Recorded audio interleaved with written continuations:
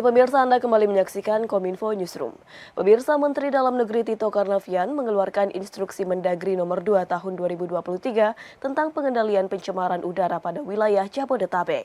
Dalam Inmendagri tersebut, pemerintah meminta para kepala daerah di Jabodetabek untuk meningkatkan pengawasan terhadap industri yang menghasilkan emisi dari proses industri dengan menerapkan sistem kerja secara hybrid bagi ASN di lingkungan perangkat daerah maupun karyawan BUMD dan juga BUMD. Menteri Dalam Negeri Muhammad Tito Karnavian menerbitkan instruksi Mendagri nomor 2 tahun 2023 tentang pengendalian pencemaran udara pada wilayah Jabodetabek. Inmendagri ini memuat beberapa hal pokok yang perlu dilakukan pemerintah daerah, seperti pemberlakuan sistem kerja secara hybrid, pembatasan kendaraan bermotor, peningkatan pelayanan transportasi publik, pengetatan uji emisi optimalisasi penggunaan masker, pengendalian emisi lingkungan dan penerapan solusi hijau, serta pengendalian pengolahan limbah industri. Direktur Jenderal Bina Administrasi Kewilayahan Kemendagri Safrizal ZA menjelaskan, untuk penyesuaian kebijakan pengaturan sistem kerja secara hybrid, setiap kepala daerah diminta untuk segera mungkin menerapkan work from home dan work from office masing-masing sebanyak 50% bagi ASN di lingkungan perangkat daerah serta karyawan BUMN dan BUMD. Adapun untuk ASN yang mengurus layanan publik esensial tetap masuk 100% dan setiap perusahaan swasta diminta mengikuti penerapan WFH 50%. Kebijakan WFH dan WFO diharapkan dapat mengurangi mobilitas yang menyebabkan polusi udara, mengingat sebagian besar masyarakat menggunakan kendaraan bermotor, baik mobil atau motor dalam beraktivitas seperti ke kantor. Safrizal mengingatkan agar upaya pembatasan kendaraan bermotor diberlakukan dengan mengoptimalkan penggunaan moda transportasi massal atau transportasi umum, penggunaan kendaraan yang tidak beremisi atau kendaraan listrik. Kepala Pusat Data Informasi dan Komunikasi Kebencanaan BNPB Abdul Muhari mengatakan, Indonesia tengah memasuki musim kemarau pada periode Agustus hingga September mendatang. Bencana didominasi oleh kebakaran hutan dan lahan dengan 32 kejadian. Oleh karenanya BNPB meminta kepada masyarakat untuk dapat mengurangi kebiasaan membuka lahan dengan cara dibakar, utamanya di Jawa, Bali hingga Kalimantan dan Papua.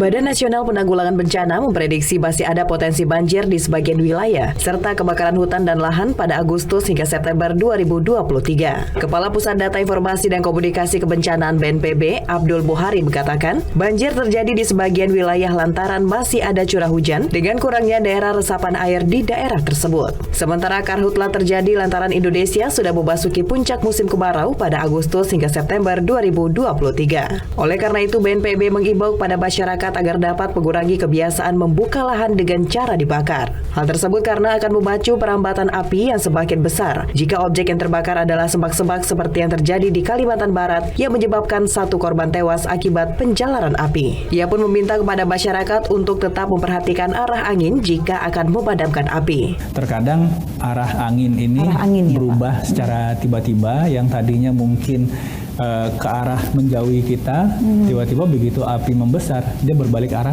mendekati kita. Nah, sedangkan mungkin pada posisi itu di samping kiri, samping kanan atau belakang itu api udah ada. Jadi hal-hal seperti ini yang memang sangat kita himbau kepada masyarakat untuk mengurangi frekuensi atau mengurangi, kalau bisa menghilangkan dulu untuk sementara kebiasaan membuka lahan dengan cara dibakar.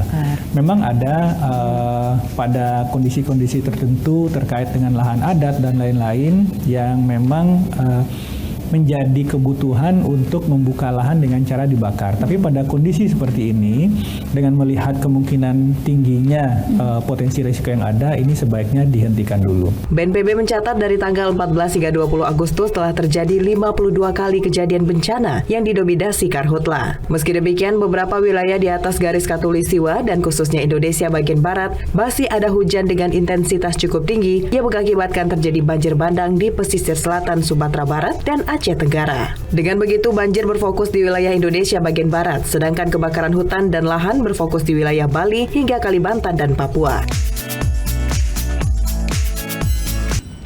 Menteri Keuangan Sri Mulyani menegaskan bahwa negara-negara ASEAN siap untuk mempromosikan pentingnya perumahan hijau. Guna mendukung hal tersebut, Kementerian Pekerjaan Umum dan Perumahan Rakyat juga menerapkan prinsip bangunan gedung hijau atau green building sebagai proyek pencontohan. Dalam rangka keketuaan Indonesia di ASEAN 2023, Indonesia menggelar Asian Finance Minister and Central Bank Governor Meeting mulai tanggal 22 hingga 25 Agustus 2023 di Jakarta. Pertemuan Asian Finance Minister Central Bank Governor Meeting membahas isu-isu kondisi ekonomi secara global. Salah satu topik prioritas ini adalah pembangunan berkelanjutan. Pada seminar hari pertama, Menteri Keuangan Sri Mulyani menegaskan bahwa ASEAN siap mempromosikan konsep perumahan hijau yang memperhatikan energi dan keramahan lingkungan.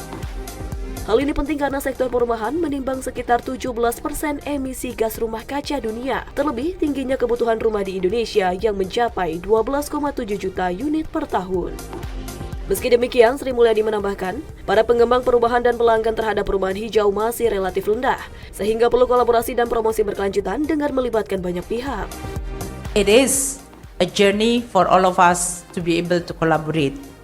Uniting government, financial institution, industrial leaders, civil society, how we can work together to actually continue our journey to achieve our sustainable development goal by at the same time taking care of this earth. ASEAN country also ready to join this journey.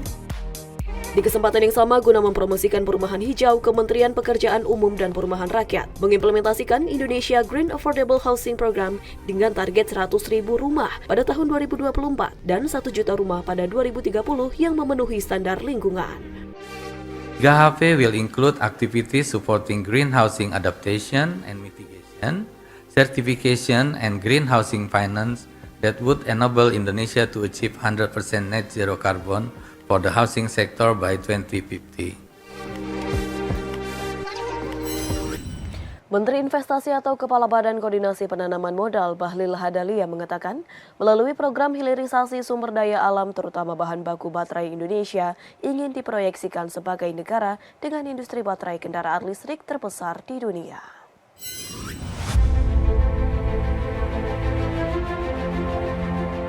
Menteri Investasi Kepala Badan Koordinasi Penanaman Modal Bahlil Lahadalia mengatakan, melalui program hilirisasi sumber daya alam, terutama bahan baku baterai, serta menggait investasi dari luar negeri, Indonesia ingin diproyeksikan sebagai negara dengan industri baterai kendaraan listrik terbesar di dunia.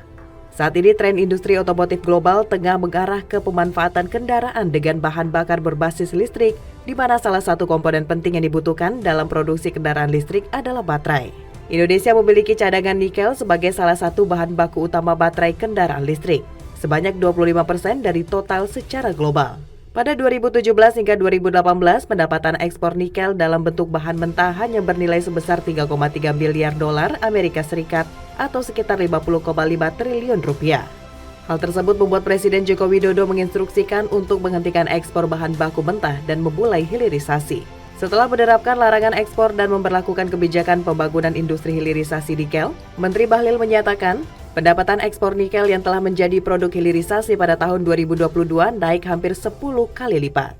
Dengan program hilirisasi yang tengah digencarkan saat ini, diharapkan dapat meningkatkan pendapatan PDB per kapita Indonesia mencapai 11.000 dolar Amerika Serikat atau 168 juta rupiah dalam 10 tahun ke depan. Kita ingin menjadikan Indonesia sebagai salah satu negara industrialis baterai mobil terbesar di dunia. Adik-adik semua, kalau hilirisasi, nilai tambahnya ada di Indonesia. Penciptaan lapangan pekerjaan di Indonesia. GDP kita sekarang, pendapatan per kapita 4.700 dolar. 10 tahun ke depan, kita pingin pendapatan per kapita kita harus 10.000 sampai 11.000 dolar.